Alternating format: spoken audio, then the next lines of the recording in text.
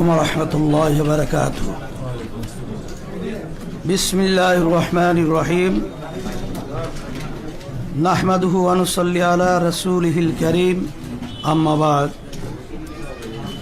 প্রিয় সাংবাদিক বন্ধুগণ, গোটা বিশ্ব যখন করোনা মহামারীর সবলে বিপর্যস্ত, বাংলাদেশ যখন করোনা পরিস্থিতির প্রথম ধাপ অতিক্রম করে দ্বিতীয় ধাপের হুমকি সামলাচ্ছে, দেশে সাধারণ মানুষ যখন রুটি রুজি জোগাড়ে হিমশিম খাচ্ছে, দ্রব্যমূল্য যখন আকাশচুম্বী, যখন নাগরিক সমস্যা মোকাবিলায় দলমতের ঊর্ধ্বে ওঠে, জাতীয় ঐক্যের প্রয়োজন সবচেয়ে বেশি, তখন দেশের একটি চিহ্নিত মহল কর্তৃক জনগণের মাঝে ঘৃণা ও বিভেদ সৃষ্টির অপচেষ্টার প্রেক্ষিতে আজকের এই সংবাদ সম্মেলনে আপনাদেরকে আমন্ত্রণ জানিয়েছি।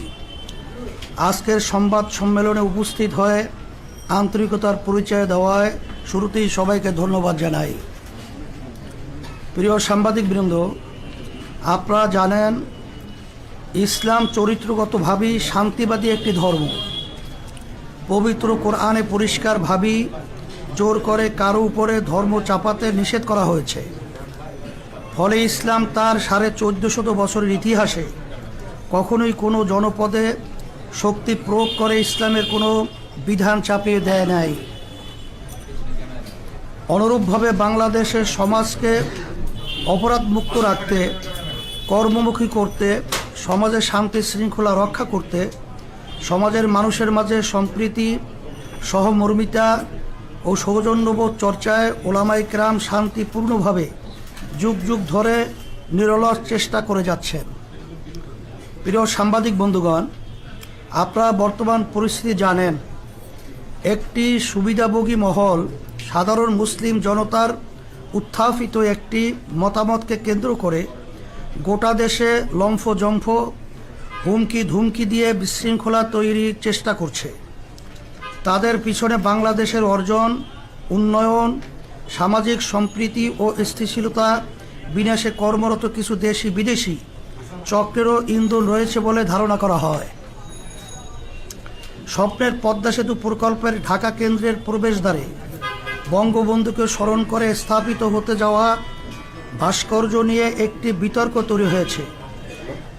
5-7টি মসজিদ মাদ্রাসার মিলন মোহনায় 2টি মসজিদের অবকাঠামো ভেঙে এই পয়েন্টে ভাস্কর্য স্থাপনের ফলে স্থানীয় ইমাম, মুসল্লি ও তৌহিদি জনতা সেখানে ভাস্কর্যের বদলে বিকল্প কোনো উত্তম পন্থায় বঙ্গবন্ধুকে স্মরণীয় করে রাখার দাবি জানিয়েছিল। সাংবাদিক বন্ধুগণ, আপনারা জানেন বাংলাদেশ সরকারের বিদ্যমান আইন কানুন মেনেই তৌহিদি জনতা সমাবেশ করেছে এবং সেখানে শালীন ভাষাতেই যৌক্তিকভাবে ভাস্কর্য স্থাপনের বিরোধিতা করা হয়েছে। একই সাথে বঙ্গবন্ধুকে সম্মান জানানোর বিকল্প পন্থাও প্রস্তাব করা হয়েছে। বিষয়টি একেবারেই স্বাভাবিক একটি নাগরিক প্রতিক্রিয়া, কিন্তু আমরা বিস্ময়ের সাথে লক্ষ্য করলাম একটি সুবিধাভোগী মহল বিষয়টিকে কেন্দ্র করে দেশে চরম উস্কানি উত্তেজনা তৈরি করছে। সরকার যেখানে প্রতিবাদ সমাবেশের অনুমতি দিয়ে যৌক্তিক আলোচনা ও মতামতের পরিবেশ সংযমের সাথে বজায় রেখেছে, সেখানে জনবিচ্ছিন্ন সুবিধাভোগী শ্রেণীটি ওলামায়ে কেরামকে সন্ত্রাসী ভাষায় গালিগালাজ করছে, ঢালাওভাবে অপবাদ দিচ্ছে, মাহফিলের মতো চিরায়ত ধর্মীয় সংস্কৃতিকে উগ্রপন্থায় প্রতিহত করার ঘোষণা দিচ্ছে, রাজপথে সন্ত্রাসী কায়দায় উগ্র বক্তব্য স্লোগান দিচ্ছে, প্রকাশ্যে আলেম সমাজকে মারধর, অপমান, এমনকি তাদের প্রাণনাশের হুমকি দিচ্ছে। এখনও পরিস্থিতিতে আমরা পরিষ্কার করে জানাচ্ছি যে ওলামায়ে কেরামের দাবির মধ্যে মরহুম বঙ্গবন্ধুর প্রতি কোনো বিদ্বেষ ছিল না, অসম্মানও ছিল না, বরং বিষয়টি ছিল দেশের প্রায় 90% জনগণের বোধ বিশ্বাসের সাথে সাংঘর্ষিক মূর্তি স্থাপন না করে অন্য কোনো পন্থায় তাকে স্মরণ করার দাবি, যা অনেকটা মুসলিম রাষ্ট্রনায়ককে ইসলামের আলোকে দাফন কাফন না করে বিধর্মীয় পন্থায় তার শেষকৃত্য করার মতোই নিন্দনীয় কাজ। আলেম সমাজ ও সাধারণ মুসলিম ধর্মপ্রাণ জনগণ এক্ষেত্রে সরকারের কাছে নিজেদের প্রাণের আকুতি তুলে ধরতেই পারে। মানা না মানা কর্তৃপক্ষের দায়িত্ব।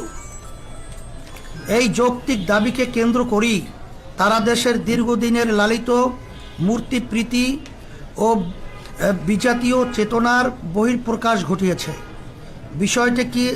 বিষয়টিকে বিকৃতভাবে উপস্থাপন করে দেশের সর্বজন শ্রদ্ধেয় ওলামায়ে কেরামকে অপদস্থ করার হাতিয়ার হিসাবে গ্রহণ করেছে। এসব কোনো দেশপ্রেমিক মানুষের কাজ হতে পারে না। প্রিয় সাংবাদিক বন্ধুগণ, বাংলাদেশ স্বাধীন হয়েছে আজ 50 বছর হতে চলছে। ঐক্যবদ্ধ এই জাতি মাত্র 9 মাসে দেশটাকে স্বাধীন করেছে। এখানকার মানুষের ভাষা, সংস্কৃতি, ধর্ম প্রায় এক। এমন ঐক্যবদ্ধতা যে কোনো জাতির জন্যই গর্বের। কিন্তু আমরা দুঃখের সাথে লক্ষ্য করছি, একটি মহল জনতার এই ঐক্যকে ছিন্ন ভিন্ন করতে চায়। বাংলাদেশ একটি গণতান্ত্রিক দেশ। দেশ পরিচালনায় প্রত্যেক নাগরিকের মতামত প্রকাশের এখতিয়ার রয়েছে। সরকারের কোনো সিদ্ধান্তের গঠনমূলক সমালোচনা ও বিরোধিতা সভ্য সমাজের একটি বৈশিষ্ট্য। কিন্তু বর্তমান ক্ষমতাসীন সরকারের কোনো কাজের সংশোধনমূলক পরামর্শ প্রদান, গঠনমূলক সমালোচনা বা বিরোধিতা করলেই চিহ্নিত মহলটি পাকিস্তানপন্থী, রাজাকার, আলবদর, সাম্প্রদায়িক, মৌলবাদী ইত্যাদি বলে ভিন্নমত পোষণকারীদের প্রতি হামলে পড়ে। এতে করে জনগণের মধ্যে ক্ষোভ ও বিভাজন তৈরি হয়। আমরা মনে করি বিষয়টি জাতীয় উন্নয়ন অগ্রগতির পথে অপ্রধান অন্তরায়। প্রসঙ্গত স্মরণ করিয়ে দিতে চাই, ইসলামী আন্দোলন বাংলাদেশের প্রতিষ্ঠাতা ও তার পরিবার 71 সালে একনিষ্ঠভাবে মুক্তি সংগ্রামের সহযোগী ছিলেন। তার দরবার ছিল এলাকার সকল ধর্মবর্ণের মানুষের আশ্রয়স্থল। বিষয়টি এলাকার মুক্তিযোদ্ধাদের মাঝে সর্বজন বিদিত। যারা এই বিষয়ে বিতর্ক করছে তারা মিথ্যার আশ্রয় নিয়ে মুক্তিযুদ্ধের চেতনাকে তামাশায় পরিণত করছে। আমরা এর তীব্র প্রতিবাদ ও নিন্দা জানাই। প্রিয় সাংবাদিক বন্ধুগণ, ওলামায়ে কেরাম কোরআন হাদিসের আলোকে তাদের মতামত জানান মাত্র তারা কখনোই কাউকে আইন হাতে তুলে নিতে বলেন না। একই ধারাবাহিকতায় ধোলাইপাড়ের মূর্তি নিয়ে তারা তাদের অবস্থান জানিয়েছেন। এর সাথে দেশের অন্য মূর্তি ভাঙ্গার কোনো সম্পর্ক নেই। বিচ্ছিন্ন কোনো ঘটনার সাথে ওলামায়ে কেরামের মতামতকে উদ্দেশ্যমূলকভাবে সম্পৃক্ত করা উলামা ও ইসলাম বিদ্বেষের নগ্ন বহিঃপ্রকাশ মাত্র।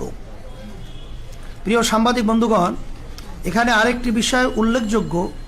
মরহুম শেখ মুজিবুর রহমানের শাসনামলে যারা তার বেশি বিরোধিতা করেছে, বঙ্গবন্ধুর চামড়া খুলে নেয়ার হুমকি দিয়েছে, বঙ্গবন্ধু হত্যার ক্ষেত্র তৈরি করেছে, মৃত্যুর পরে আনন্দ উল্লাস করেছে, তারাই আজ বঙ্গবন্ধুর সম্মান রক্ষার নামে অপসংস্কৃতি প্রসারের সবচেয়ে এগিয়ে। অবস্থার দৃষ্টি মনে হয় এরা বঙ্গবন্ধুর কন্যা ও মূল আওয়ামী লীগের চেয়েও বেশি মুজিব ভক্ত হয়ে গেছে।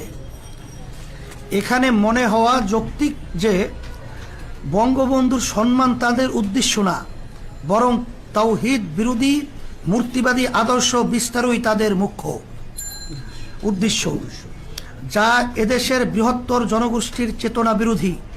তাছাড়া সরকারের উন্নয়ন বাধাগ্রস্ত করার এবং দেশের সামগ্রিক সম্প্রীতি ও শান্তি শৃঙ্খলা বিনষ্ট করাও তাদের দূরবর্তী লক্ষ্য।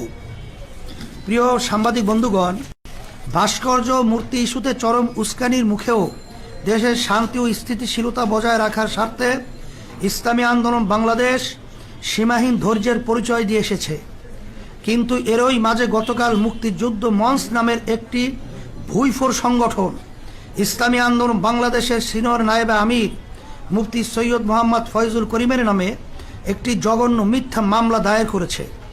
সঙ্গে আরও 2 জন বিশিষ্ট আলেম আল্লামা জুনায়েদ বাবুনগরী ও মাওলানা মামুনুল হকের নামেও মিথ্যা মামলা দায়ের করা হয়েছে। আমরা বিষয়টিকে রাজনৈতিক ইস্যু মনে করিনি, যে কারণে ধৈর্যের সাথে পরিস্থিতি পর্যবেক্ষণ করেছি মাত্র। আমরা আমাদের দলীয় ব্যানারে বা কোনো সহযোগী সংগঠনের ব্যানারে কোনো কর্মসূচিও দেইনি। উগ্রবাদী শক্তি ও তাদের উচ্ছৃঙ্খল সহযোগীরা আমাদের নীরবতাকে দুর্বলতা ভেবেছে।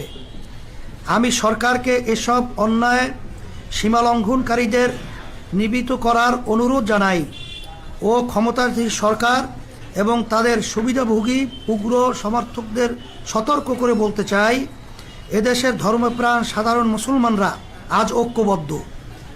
শান্তিপ্রিয় ধর্মপ্রাণ মানুষের ধৈর্যেরও একটা সীমা আছে। আমরা অনেক অপমান সহ্য করেছি। সরকার যদি তাদের সুবিধাভোগী উগ্র সমর্থক এবং দেশের বিরুদ্ধে ষড়যন্ত্রকারী শক্তিগুলোর বাড়াবাড়ি ও উস্কানিমূলক কর্মকাণ্ড বন্ধ করতে ব্যর্থ হয়, তাহলে সাধারণ দেশপ্রেমিক জনতা ও ধর্মপ্রাণ মানুষ তাদের বিরুদ্ধে প্রতিরোধ গড়ে তুলতে বাধ্য হবে।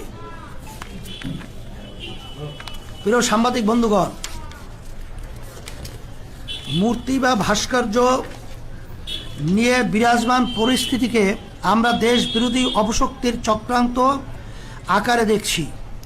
আমরা মনে করছি ওরা বাংলাদেশের মানুষের ঐক্য বিনষ্ট করে ভিনদেশি এজেন্ডা বাস্তবায়ন করতে চায়, সামাজিক ও ধর্মীয় অস্থিতিশীলতা তৈরি করতে চায়।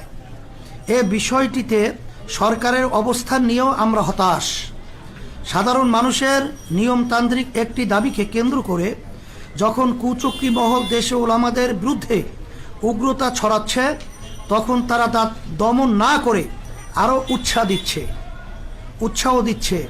আমরা মনে করি তাদের এই ভূমিকা বরং বন্ধুকে ছোট করছে, তার সম্মানকে মানুষের চেতনার সাথে সাংঘর্ষিক অবস্থানে ঠেলে দিয়েছে, অথচ এর কোনো দরকার ছিল না। জনগণ মনে করছে সরকার তাদের ব্যর্থতা, দুর্নীতি এবং অনিয়ম আড়াল করতেই এই অপকৌশলের আশ্রয় নিয়েছে। পরিশেষে আজকের সংবাদ সম্মেলন থেকে আমরা ইসলামী আন্দোলন বাংলাদেশের সিনিয়র নায়েবে আমির, দেশের বিশিষ্ট রাজনৈতিক ও ধর্মীয় ব্যক্তিত্ব মুফতি সৈয়দ মোহাম্মদ ফয়জুল করিম, আল্লামা জুনায়েদ বাবুনগরী এবং মাওলানা মামুনুল হক এর মিথ্যা মামলা প্রত্যাহারের দাবি জানাচ্ছি। পাশাপাশি যারা দেশের ওলামা সমাজকে এবং সম্মানিত ধর্মীয় ব্যক্তিদেরকে অশালীন ভাষায় গালিগালাজ করে, কটূক্তি করে, ব্যঙ্গ কার্টুন প্রকাশ করে, অপমান অপদস্থ করে প্রাণনাশের হুমকি দেয়, সংঘাত মারামারি ও মল্লযুদ্ধের আহ্বান জানায়, তাদের বিচারের আওতায় এনে শাস্তির দাবি করছি। আমরা আশা করছি সরকার আমাদের যৌক্তিক দাবি মেনে নিয়ে দেশকে অস্থিতিশীল পরিস্থিতির হাত থেকে রক্ষা করার উদ্যোগ গ্রহণ করবে। আর সরকার যদি ষড়যন্ত্রকারীদের নিয়ন্ত্রণে ব্যর্থ হয়, তাহলে ইসলামী আন্দোলন বাংলাদেশ নিজেদের নিরাপত্তা, মর্যাদা, মত প্রকাশের স্বাধীনতা ও নাগরিক অধিকার রক্ষার প্রয়োজনেই দেশের জনগণকে সঙ্গে নিয়ে বৃহত্তর কর্মসূচি দিতে বাধ্য হবে। আবারও সবাইকে আন্তরিক ধন্যবাদ জানিয়ে শেষ করছি। আল্লাহ হাফেজ। সবাইকে ধন্যবাদ। সাংবাদিক বন্ধুগণ, এই লিখিত মোহতারাম আমিরের লিখিত বক্তব্যের আলোকে যদি আপনাদের কোনো প্রশ্ন থাকে তাহলে প্রশ্নগুলো দয়া করে উপস্থাপন করতে পারেন।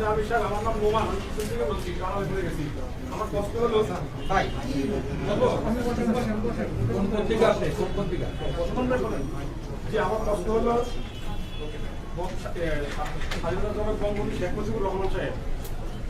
আমাদের সংবিধানের অবিচ্ছেদ্য অংশ বলে সরকার দাবি করছে এবং মনে করছে, আর ভাস্কর্য বিরোধী আন্দোলন যেটা আপনার প্রতিবাদ করার চেষ্টা করছে, সেটা সংবিধানের স্পষ্ট লঙ্ঘন বলে সরকার দাবি করছে। এই বিষয়ে আপনাদের বক্তব্য কি? আমরা ইসলামী আন্দোলন বাংলাদেশ পরিষ্কারভাবে আমরা আজকে আমাদের লিখিত বক্তব্যে কথাটা পরিষ্কারভাবেই আসছে। তারপরেও যেহেতু আপনি প্রশ্ন করছেন, ইসলামী আন্দোলন বাংলাদেশ আমরা ইসলাম নীতি আদর্শ লালন করি। ভাস্কর্য এবং মূর্তির ব্যাপারে ইসলাম কি সমাধান দিয়েছে, শরিয়াত, কোরআন এবং হাদিস কি সমাধান দিয়েছে, বাংলাদেশের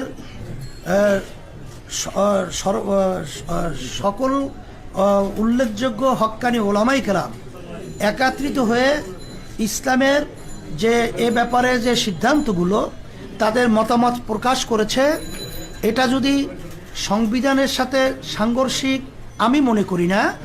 কারণ বাংলাদেশ সরকার তার নির্বাচনের আগে তার নির্বাচনী ইশতেহারে প্রকাশ করেছেন যে সে যদি সরকার যদি গঠন করতে পারে, তারা যদি বিজয় লাভ করে, তারা ইসলাম বিরোধী শরিয়া বিরোধী কোনো আইন পাশ করবে না।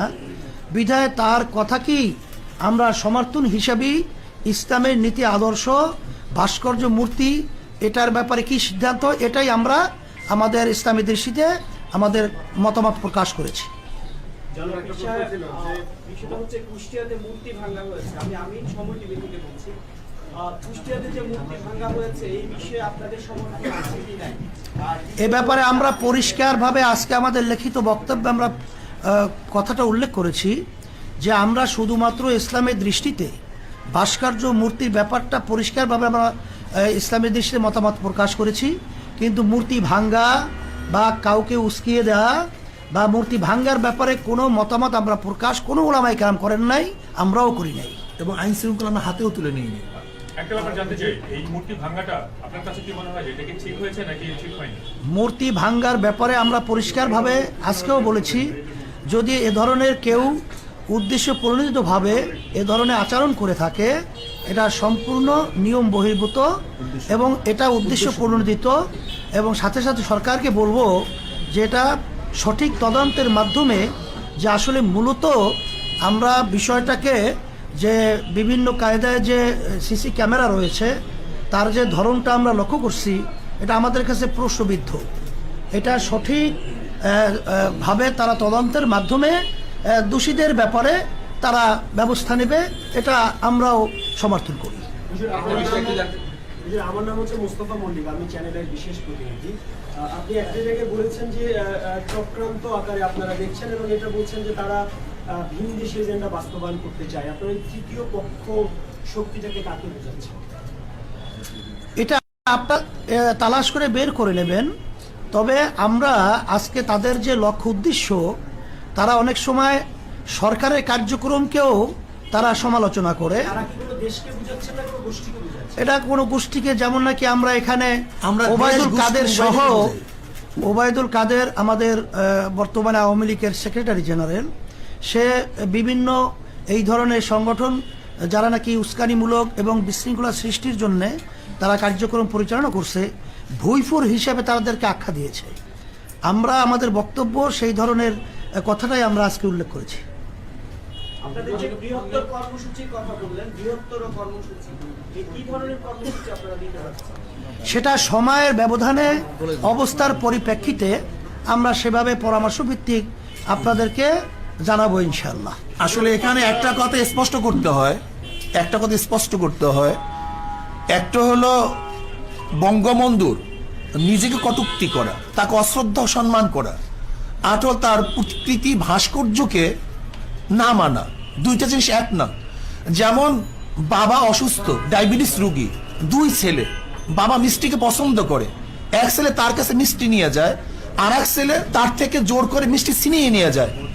উভয় দৃষ্টিতে দেখা যায় একজন তার প্রিয় আর একজন তার প্রিয়।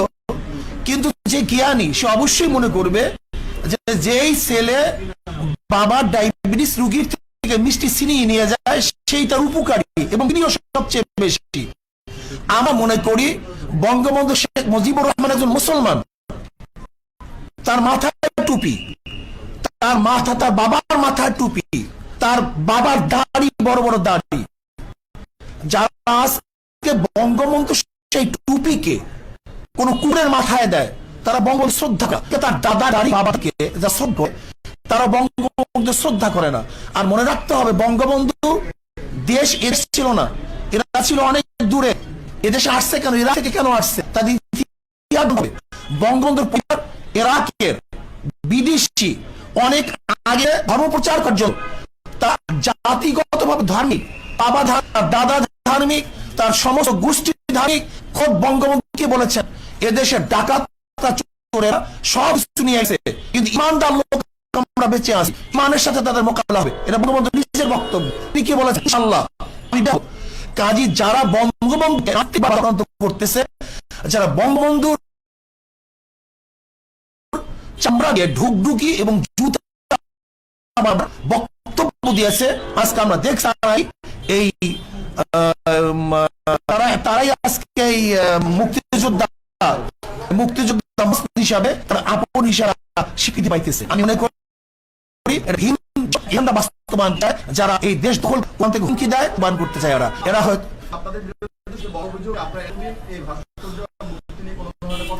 কে বলছে আপনাদের আন্দোলন করেছি আমরা ময়মনসিংহের উলঙ্গ। আপনারা দেখেন ময়মনসিংহে যে মূর্তি স্থাপন করা হয়েছে টিচার ট্রেনিং ইনস্টিটিউটের সামনে, কোন ভদ্র, কোন জ্ঞানী, কোন বিবেকবান মানুষ এই মূর্তিকে গ্রহণ করতে পারে না, মানতে পারে না। কিন্তু বিবেকবান মানুষ আজকে সেটা প্রতিবাদ করে না।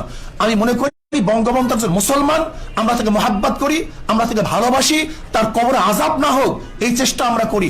শুধু জিয়াউর রহমান কেন, আমার বাবার মূর্তিকে আমি পছন্দ করি না, আমার দাদার মূর্তিকে আমি পছন্দ করি না।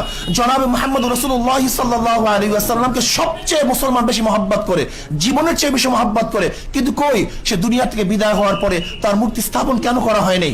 কাজে ইসলামের দৃষ্টিতে ভাস্কর্য স্থাপন করা এর মহাব্বতের বহিঃপ্রকাশ নয়, বরং যে তাকে মহাব্বত করে, কবরে শান্তি দিতে চায়, তাকে জান্নাতে পৌঁছাতে চায়, সে তার ভাস্কর্য করবে না।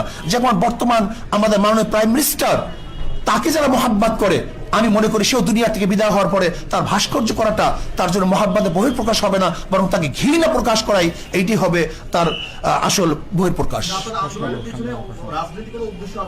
প্রশ্নই আসে না, প্রশ্নই আসে না। এই বিষয়ে একটা ছোট প্রশ্ন, আমি আরাফাত সিদ্দিকী এটি নিউজে কাজ করি। আপনারা বলছেন যে আপনারা সরকারের কাছে আপনাদের বক্তব্য, মুসলমানদের বক্তব্যটা তুলে ধরেছেন, তাদের দাবিটা তুলে ধরেছেন। সেই দাবিটা তুলে ধরতে তো প্রধানমন্ত্রীর কাছে আপনারা সরাসরি যেতে পারতেন। আমাদের দেশের প্রক্রিয়া এইভাবে, আমাদের দেশের প্রক্রিয়া দাবি, সরকারের কাছে দাবি জানাবার প্রক্রিয়া হলো জনসাধারণকে সামনে নিয়ে তাদের বক্তব্য উপস্থাপন করা। এইটি আমাদের দেশের প্রক্রিয়া, গণতান্ত্রিক রাষ্ট্রের পদ্ধতি প্রক্রিয়া এইভাবেই হয় দাবি জানাবার। যে সংগঠনগুলোর কথা বলছেন বা যারা আপনাদের নামে মামলা করেছেন, তাদের দাবি হচ্ছে যে ভাস্কর্য এবং মূর্তি এক নয়, এবং যেন কয়েকদিন ধরে এই ধরনের বক্তব্য আমরা গণমাধ্যমে পাচ্ছি। তো আসলে আপনাদের কাছে আমি এটার সাথে যুক্ত করতে চাই যে সরকার, মানে যাদের পক্ষ থেকে মামলাগুলো করা হয়েছে কিংবা যারা এই যে আপনাদের বিরোধিতা করছে, তারা বলার চেষ্টা করছে যে শুধুমাত্র বাংলাদেশেই না, পৃথিবীর বিভিন্ন ইসলামী দেশেও নানান ধরনের ভাস্কর্য তৈরি হয়েছে এবং সেগুলো তাদের ঐতিহ্যকে লালন করছে। সুতরাং ভাস্কর্য এবং মূর্তি এক নয়, এবং ভাস্কর্য আসলে শরীয়ত বিরোধী নয়, এবং যারা ভাস্কর্য বিরোধিতা করছে তারা ধর্মের অবজ্ঞা দিচ্ছে। আপনাদের যুক্তিটা ব্যাস, আলহামদুলিল্লাহ, কত সহজ। যদি তারা ভাস্কর্য স্থাপন করে মূর্তি স্থাপন করবে না, যদি এটা সরকারের আন্তরিকতা হয়, তাহলে এখন প্রমাণ করা দরকার ভাস্কর্য মূর্তি এক কি এক না। যদি এক না হয় তাহলে দ্বিতীয় প্রশ্ন আসবে, আর যদি এক হয় তাহলে তারা ফিরে আসবে। আমি প্রশ্ন করতে চাই, যারা মূর্তি স্থাপন করে তাদেরকে কি বলা হয়? ভাস্কর বলা হয়। আর যারা ভাস্কর্য স্থাপন করে তাদেরকে বলা হয়, তাদের ভাস্কর বলা হয়। সহজ কথা। মূর্তি স্থাপন, মূর্তি যে বানায় তাকেও ভাস্কর বলা হয়, যে ভাস্কর বানায় তাকেও ভাস্কর বলা হয়। গতকালকেও যে বঙ্গবন্ধু যে কুষ্টিয়ায় মূর্তি ভাঙা হয়েছে, বা আপনারা যেটা বলেন ভাস্কর্য ভাঙা হয়েছে, কলকাতার অনলাইন পত্রিকায় নিউজ হয়েছে যে বাংলাদেশে বঙ্গবন্ধুর মূর্তি ভাঙায় নিয়ে উত্তেজনা তৈরি হয়েছে। এবং কলকাতা আনন্দবাজার পত্রিকা সহ অনেক পত্রিকার আমাদের কাছে রেফারেন্স আছে যে সেখানে মহাত্মা গান্ধীর যে ভাস্কর্য এটাকে মূর্তি বলা হয়েছে, এবং লেনিনের যে ভাস্কর্য এটাকে মূর্তি বলা হয়েছে, বিবিসিতে বলা হয়েছে। লেনিনের 100 বছর পূর্তিতে আনন্দবাজার সেটা সম্পাদকীয় করেছে, তাই না? এবং সেই যে বিভিন্ন জাদুঘরে প্রিয়াঙ্কা চোপড়া এবং এই যে শ্রীদেবী, তাদের মূর্তি স্থাপন করা হয়েছে, এটাকে মূর্তি বলা হয়েছে। তো পূজা করে নাকি, ওটা তো ভাস্কর্য। শুনে স্পষ্ট, ইসলামের দৃষ্টিতে আমি পরিষ্কার হয়ে বলতে চাই, একটা হলো ভাস্কর্য বা মূর্তি স্থাপন করা, আর সেটাকে পূজা করা। যদি কেউ মূর্তিকে পূজা করে সেটা শিরক হবে, আর স্থাপন করে হারাম হবে, নাজায়েজ হবে। যেমন কেউ যদি মদ পান করে হারাম হবে, কেউ যদি জায়েজ মনে করে বেঈমান হবে, কুফুর হবে। কেউ নামাজ না পড়লে ফাসেক হবে, কেউ অস্বীকার করলে কাফের হবে। ঠিক কেউ মূর্তি স্থাপন করলে এটা হারাম হবে, নাজায়েজ হবে, কেউ সেখানে সেজদা করলে, তার কাছে আরাধনা করলে সেটা শিরক হবে। একই জিনিস।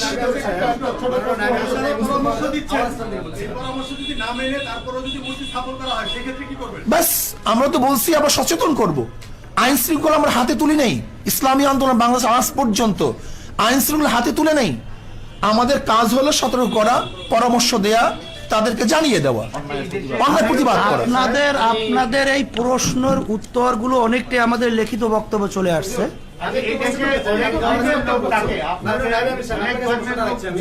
প্রশ্নটি হলো যে ভাস্কর্য ভাঙার আন্দোলন নিয়ে বা বর্তমানে কিছু বক্তব্যকে ঘিরে দেশের 3 জন আলেমের নামে রাষ্ট্রদ্রোহ মামলা হয়েছে, সেখানে আপনিও আছেন। এই বিষয়টা এখানে এসেছে। আমার প্রশ্ন হলো, রাষ্ট্রদ্রোহী মামলা হয়েছে আপনার নামে, আপনার প্রতিক্রিয়া কি ব্যক্তিগতভাবে?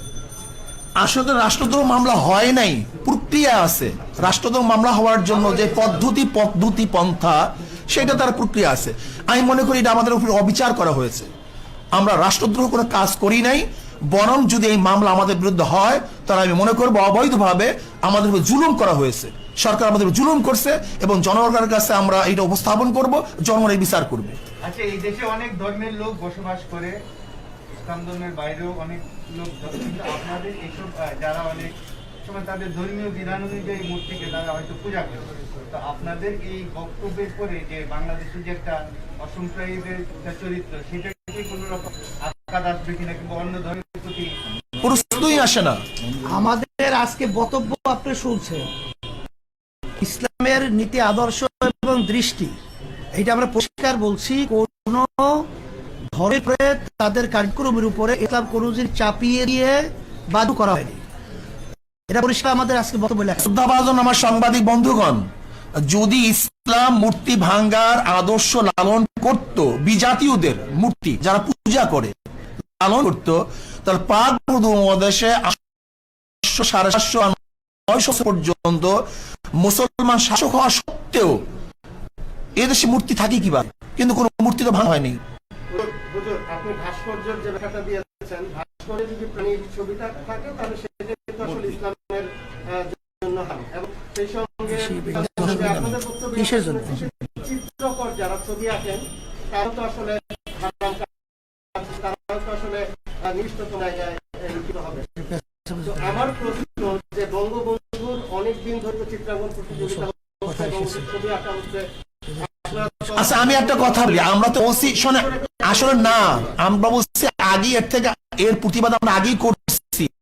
হুট করে হলে কিভাবে? এদেশে আরো খুন হয়েছে, কিন্তু সিনা খুন হওয়ার পরে এইটা সেই অবস্থায় পুষতে, যা দেশে ধর্ষণ, লুট, তরাস, খুন, বুম যারা সেঞ্চুরি পালন করছে, তারা আজকে আমাদেরকে বলতেছে আমরা দেশদ্রোহী, আমাদেরকে মল্লযুদ্ধের জন্য আহ্বান করতেছে।